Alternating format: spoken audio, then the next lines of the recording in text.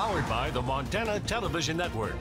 The 5:30 news continues on KPAX, Montana's news leader. Prominent white nationalist Richard Spencer of Whitefish returned to Charlottesville, Virginia for yesterday's white nationalist rally that turned violent as they clashed with counter-protesters there. He did not claim any responsibility for the violence and instead blamed the police. The conflict in Charlottesville surrounds controversy about taking down a statue of Confederate General Robert E. Lee. In May, a torch-wielding group that included Spencer gathered around that statue for a nighttime protest, and in July, about 50 members of a North Carolina-based KKK group traveled there for a rally.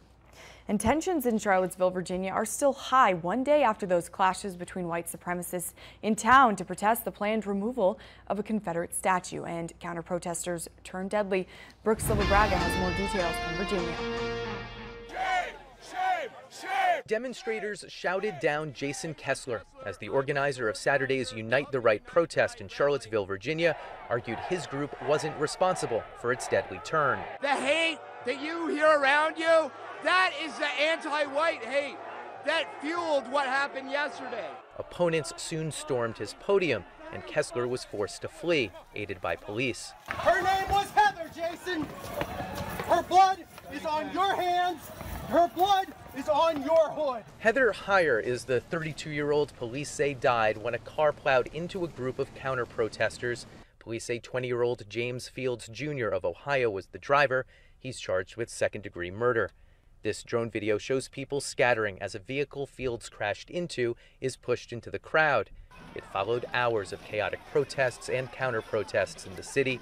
We asked Kessler if he shares any of the blame for Heyer's death. I disavow any political violence, and what happened yesterday was tragic.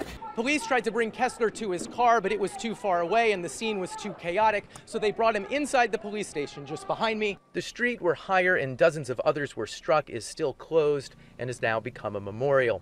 2 Virginia state troopers are also being remembered. They died when their helicopter crashed while monitoring protesters. Sunday morning, Charlottesville residents gave law enforcement this impromptu applause. Brooke Silva-Braga for CBS News, Charlottesville, Virginia. James Fields Jr. will make his first court appearance tomorrow morning.